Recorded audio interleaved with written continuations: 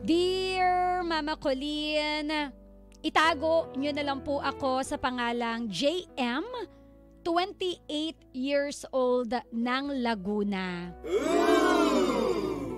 Mama Colleen, maaga pong naghiwalay ang mama at papa ko noong elementary pa lamang po ako.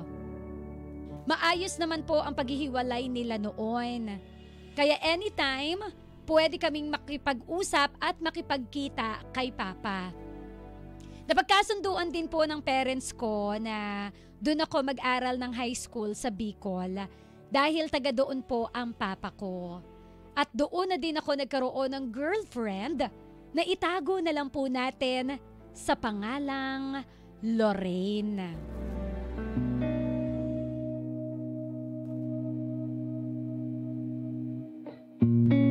Mama Colleen, mabait si Lorraine. Masiyahin. 22 years old po ako noon, 23 naman si Lorraine. Matanda po siya sa akin ng 1 taon. Okay naman kami sa parents niya at sa parents ko. Ngunit nagdesisyon ako na umuwi muna ng Laguna kay mama para magtrabaho. Kasi mahirap ang buhay po sa probinsya. Hindi rin nagtagal, sumunod sa akin sa Laguna si Lorraine. Doon kami nanirahan sa bahay namin sa Laguna, kasama sila mama at mga kapatid ko. Maayos naman kami noon sa poder ni mama. Kaso, nagpasya talaga ako na bumukod para na rin sa amin ni Lorraine. Doon, nanirahan kami sa bahay namin sa Laguna. Nagpasya talaga ako na bumukod para na rin sa amin ni Lorraine at pumayag naman po si mama. Nangupahan kami noon at tumagal kami ng 4 na taon sa aming relasyon. At nangako kaming dalawa na magpapakasal muna kami bago magpamilya. Kumbaga, susulitin na muna namin yung pagiging mag-boyfriend, girlfriend lang. At syempre, habang ine-enjoy namin yung buhay magjowa namin, nandun din yung pag-iipon ko para sa kasal naming dalawa na hindi niya po alam. Samantalang si Lorraine po, habang ako ay nagtatrabaho, si Lorraine naman po ay nasa bahay lang noon. At ako lang po ang nagtatrabaho kasi ayaw ko po siyang pagtrabahuhin kahit na gusto niya. Kasi nga, nangako ako sa kanya noon na walang ibang magtatrabaho kundi ako lamang. Ang gagawin niya lang ay pagsilbihan ako at palaging magpaganda para sa akin. Sana all. Isang araw, nag-request si Lorraine na baka pwede daw kaming umuwi ng Bicol. Kasi miss na daw niya yung mga parents at kapatid niya. Agad naman ako pumayag, Mama Colleen. Kasi nung time na yon, patapos na rin naman ang trabaho ko noon bilang isang construction worker.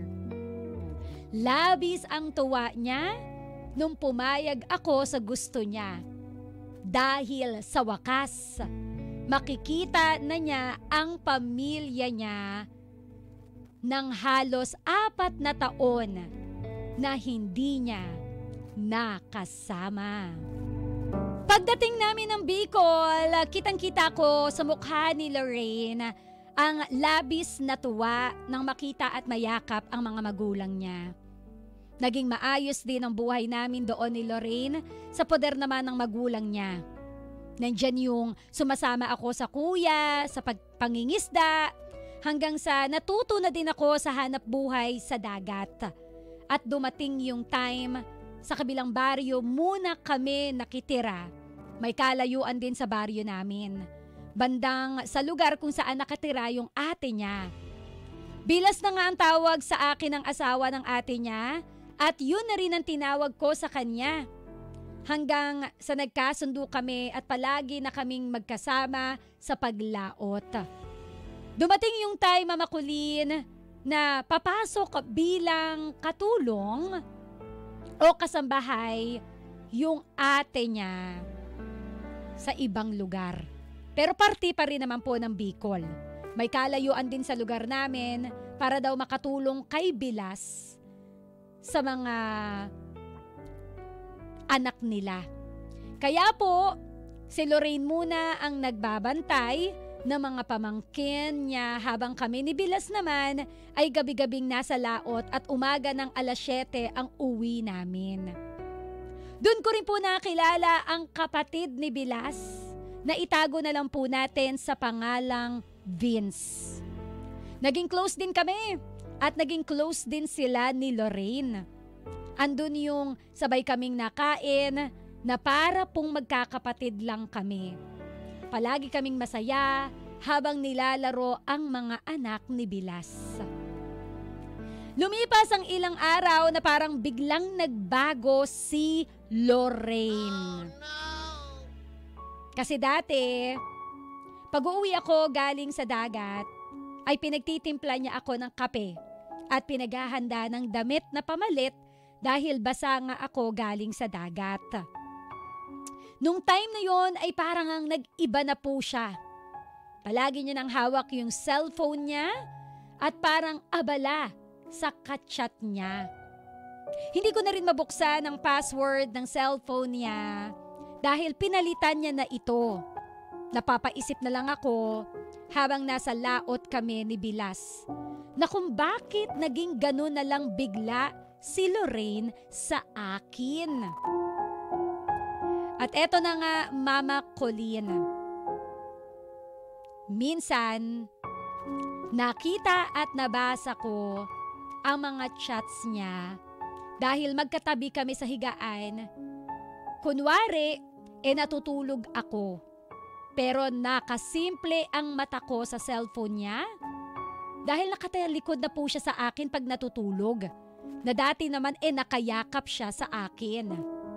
Pasimple kong tiningnan, pasimple kong binasa. At doon ko nabasa na ang kaniyang kachat ay ang kapatid ni Bilas na si Vince. At ang kanilang tawagan pa ay love. Nung nabasa ko ang salitang yon, para siyang kusang nag-magnify sa utak ko. Love. Bigla akong nagsalita at nagulat siya nang magsalita ako dahil hindi niya alam. Nagising pa pala ako at nakatingin ako sa likod niya at nababasa ko yung mga convo nila. Nataranta siya at sinabi na lang na, wala! Biruan lang namin yun, natawagan lang daw kasi close daw sila. Sa isip ko, sinong niloko mo? Bagkus, nanahimik na lang ako at nag-isip habang nakahiga kami. Kinabukasan ay pumunta si Vince sa bahay at nagtanong kung maglalaot daw kami ni Bilas. Agad namang sumagot si Bilas na oo, mamayang gabi pa alis namin. Agad namang nagtinginan ang dalawa na siyang tingin ko ng pasulyap lang. May naisip akong plano nung mga oras na yon. Sinabihan ko si Bilas na uuwi muna ako sa baryo namin. May kailangan kasi akong asikasuhin. Hindi muna ako makakasama sa paglaot mamayang gabi. Sabay din noon ay nagpaalam ako kay Lorraine na agad namang pumayag. Kinagabihan, nagtago ako sa likod ng bahay nila Bilas. Gawa sa kahoy at pawid lang ang bubong at dingding nito. Masyadong tahimik ang bahay. Una inakala ko na tulog na sila at yung mga bata. Ngunit nang hawiin ko ng dahan-dahan ang pawid na dingding, ay nabigla ako sa nakita ko, Mama Colleen. Dahil nakita ko po na nagtatalik sina Lorraine at Vince. Huling-huli ko sila sa akto, Mama Colleen. Oh no! Walang mga damit, walang mga saplot, hubot-hubad at nagtatalik. Pagkakita ko sa ginagawa nila, agad akong umikot sa harapan at sinipa ang pintuan na agad namang nasira dahil gawa lang po ito sa kawayan at may kalumaan na. Bigla namang lumukso sa bintana si Vince. Tangay ang mga damit nito at tumakbo palayo. Iniwan na rin ang motor sa sobrang takot na makita ako. Napaluhod na lang po ako, Mama Colleen, at naiyak at sinabi ko kay Lorraine na bakit? Bakit mo ko ginanito? Umiyak siya, hawak ang kumot na nakabalot sa kanya at sinabing, sorry, nadala lang ako at magpapaliwanag ako. Oh no! Sa totoo, Mama Colleen, hindi ko na hiningi ang paliwanag niya. Agad ko na lang kinuha ang mga damit at bag ko at agad akong umalis pauwi sa baryo namin. Nag-chat na lang ako kay Bilas at sinabi ko na lang ang mga nakita ko kagabi at sinabi ko na mukhang may relasyon na si Lorraine at si Vince. Sobrang sakit na makikita mo yung taong sobrang minahal mo na nakikipagtalik sa iba. At kapatid pa ni Bilas na halos kapatid na ang turing ko. Nawala na lang ako ng gana at binlock ko na kaagad si Lorraine sa Messenger. Kinabukasan ay agad akong naglarga pauwi sa Laguna. Nag-chat sa akin si Bilas habang nasa biyahe ako. Nagkausap na daw sila ni Vince at umamin na 2 months na daw po silang may relasyon ni Lorraine. Salamat kaayo. Anong salamat kaayo? Yan kasi. Oh no, dapat no. 2 months na silang may relasyon ni Lorraine at pilit pang pinaamin ni Bilas si Vince hanggang sa nagsalita ito na hindi lang isang beses may nangyari sa kanila. Maraming beses na daw at hindi na niya mabilang. Napakabata pa nitong si Vince, Mama Colleen. 22 years old lang ito nung time na yon. At si Lorraine naman po ay 28 years old na, habang ako po ay 27 years old. Isang taon na ang nakalilipas, isang taon na kaming hiwalay ni Lorraine. Nabalitaan ko na naghiwalay din daw agad sila ni Vince nung time na yon. At buntis pa nung iniwan siya. Dahil lumuwas din ng Manila si Vince, dahil na rin siguro sa kahihiyan. Oh no! Hindi na ako nag-update pa tungkol kay Lorraine hanggang ngayon at ang huling balita ko ay mag-isa niyang pinapalaki yung anak nila ni Vince nang walang sustento nito. Oh no! Sa palagay niyo po, Mama Colleen, tama po ba ang ginawa ko na bigla ko na lang siyang iniwan at hindi man lang nakipag-usap sa kanya? O mali dahil pinairal ko ang nararamdaman ko dahil sobra po akong nasaktan sa nangyari? Muli, ako po si JM, 28 years old ng Laguna. At ito ang aking heart to heart with Mama Colleen. Ang taong walang closure, talagang hahanap-hanapin yung closure na yon. 'Diba? Real talk, may mga tao na kailangan talaga na kausapin nila yung isang tao na nagkasala sa kanila for them na makamove on ng bongga. Meron rin naman mga tao na parang ano pang closure ang kailangan, malinaw sa malinaw pa na nagloko yung partner ko. Hindi na para makipag-barter pa, hindi na para alam mo yun, bargaining pa, barter tuloy. Hindi na para magkaroon kami ng bargaining after na mahuli ko siyang nagloloko sa akin. 'Di ba? May mga ganon. Real talk, iba-iba tayo ng pag-cope up kung paano natin tutuldukan yung naging relasyon natin sa taong mahal natin na sinaktan tayo. Pero ang feel ko sa'yo, kaya siguro hanggang ngayon, hindi ka pa okay.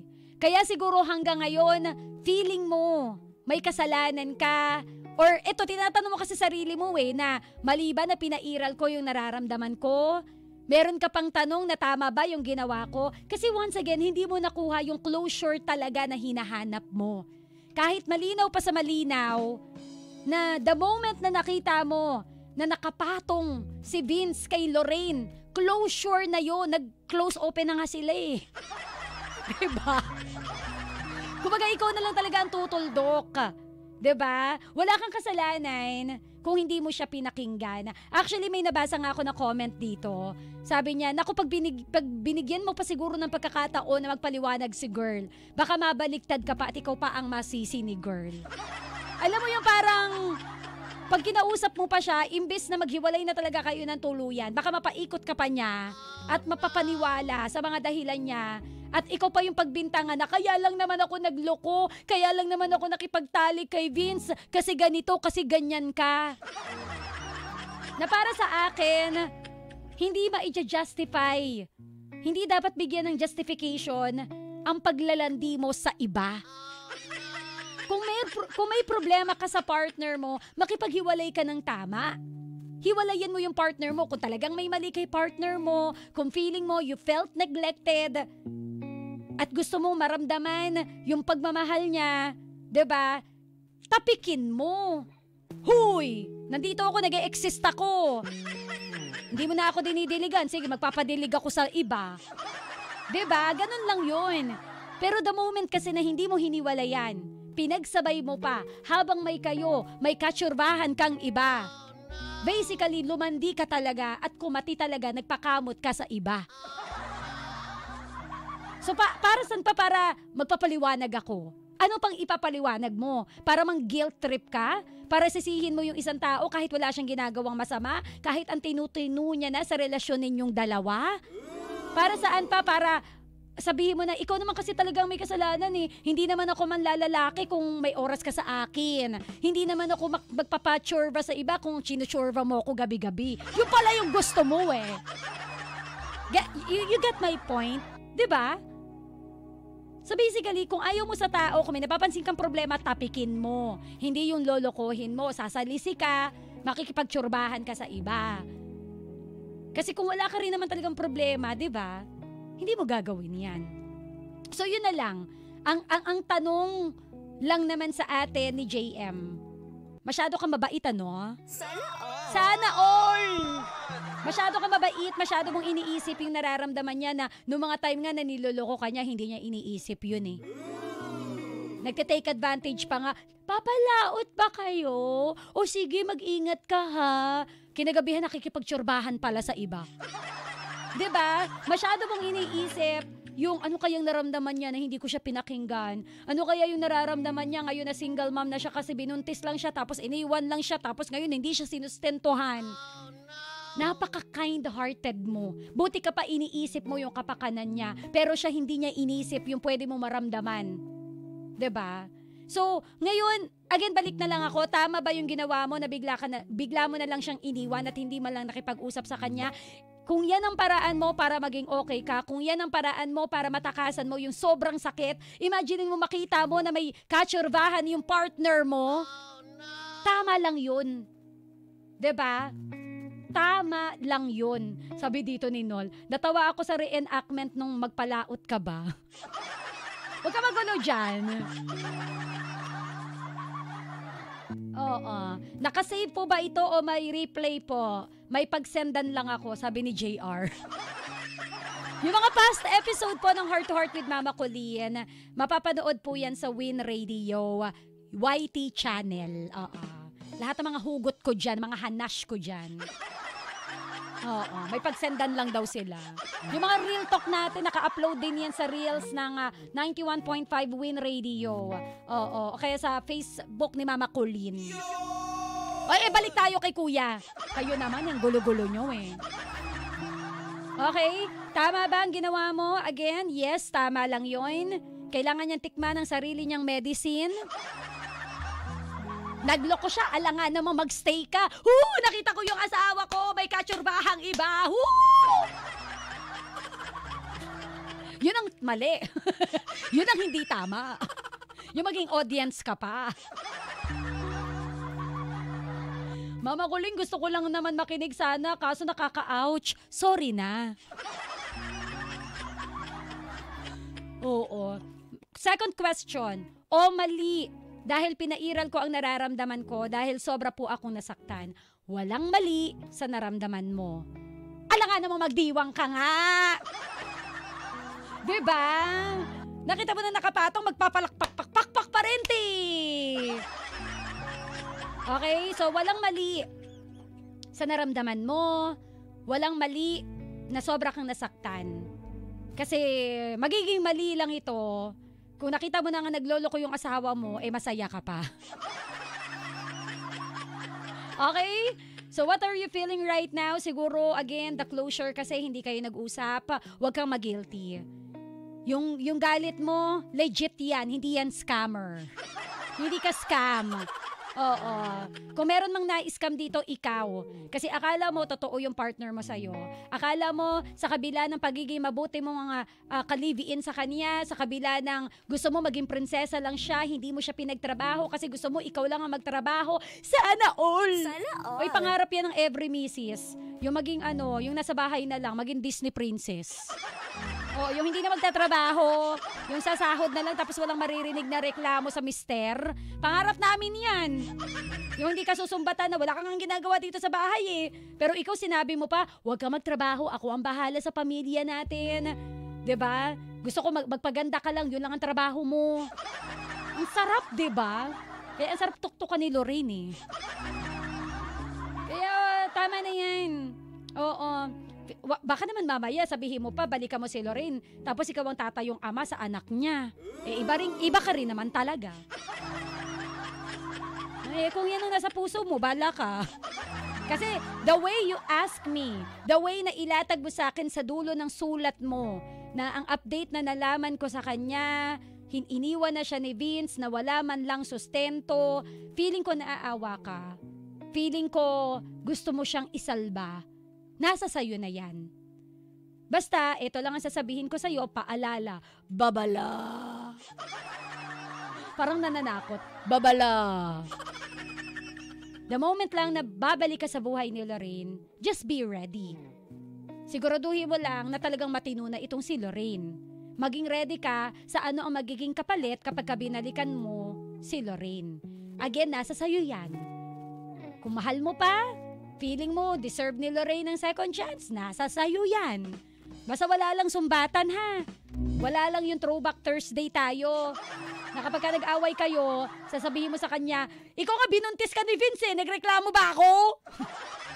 Kumbaga, kung magbabalikan man kayo, back to zero, yung tiwala, pilit ibalik, yung hinala, aalisin.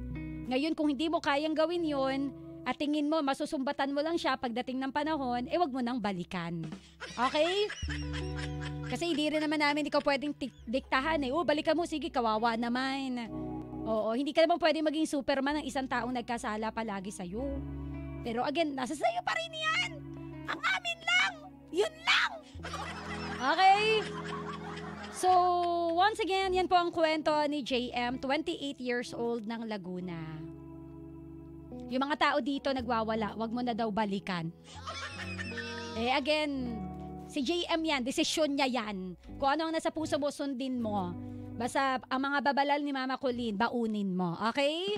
Ka-winner, once again, yan po ang kwento ni JM dito sa Heart to Heart with Mama Colleen. Sa aking pagbabalik, it's time for you to speak from your heart. Ikaw naman ang bibida, sausaw mo naman ang bibida, mema mo naman ang bibida. Sabi dito ni Nix, pag bumalik ka, dyan ka na. Galit na galit! Alright, once again, this is the story of JM dito sa Heart to Heart with Mama Colleen. 91.9